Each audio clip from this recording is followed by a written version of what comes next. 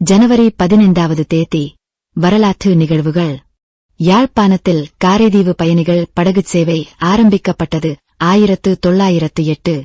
பாலோபில் அணை அக்காலத்தின் மிக உயர்ந்த அணை 325 அடி. அமெரிக்காவின் வயோமிங்கில் கட்டப்பட்டது 1910.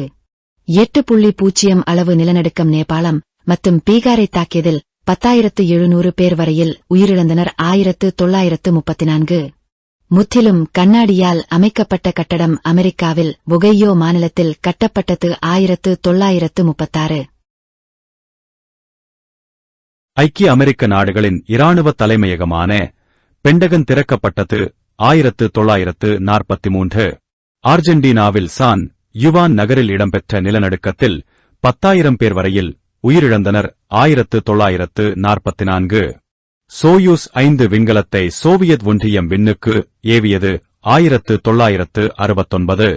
போர்த்துக்கல் அங்கோலாவுக்கு விடுதலை வழங்கியது 1975. சுவீடனில் இடம்பெற்ற விமான விபத்தில் 22 பேர் உயிரிழந்தனர். 1977. விக்கிபீடியா தொடங்கப்பட்டது 2001. ஐரோப்பிய விண்வெளி நிறுவனம் ஈசாவின் ஸ்மார்ட் 1 என்ற லூனார் விண்கலம் சந்திரனில் கால்சியம், அலுமினியம், சிலிக்கன் மற்றும் இரும்பு ஆகியவற்றை கண்டுபிடித்தது 2005. செல்பேசிகளில் தமிழில் குறுஞ்செய்திகளை அனுப்பும் செல்லினம் என்ற மென்பொருள் மலேசியாவில் அறிமுகப்படுத்தப்பட்டது 2005. சதாம் ஹுசேனின் சகோதரர் பர்சான் இப்ராஹிம் மற்றும் ஈராக்கின் முன்னாள் பிரதம நீதியரசர் அவாத் ஹமீட் ஆகியோர் தூக்கிலிடப்பட்டனர். 2007.